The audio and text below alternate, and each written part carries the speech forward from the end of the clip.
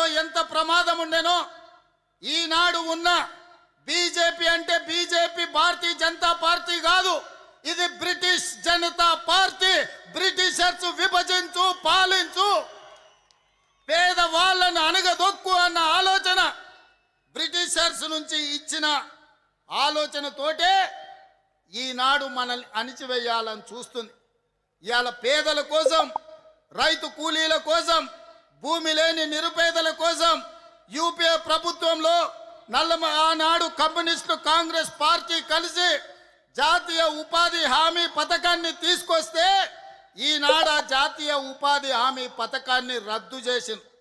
గ్రామాల నుంచి వలసలు తగ్గినాయి. ఆ చట్టం ద్వారా గ్రామాలలో కూలీలు తమ కూలిని తాము నిర్ణయించే శక్తి జాతీయ ఉపాధి హామీ చట్టం ఇచ్చింది.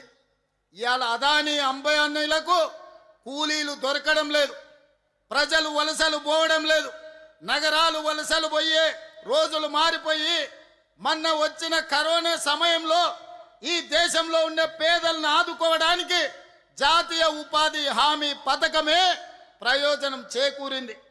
ఇవాళ నరేంద్ర మోడీ ప్రభుత్వం జాతీయ ఉపాధి హామీ పథకాన్ని తూట్లు పడిసి నిర్వీర్యం చేసి ఆ పథకాన్ని రద్దు చేయడం ద్వారా మళ్ళీ రైతులు, రైతు కూలీలు గ్రామాలు వదిలి పట్టణాలకు వలసపోయే పరిస్థితి.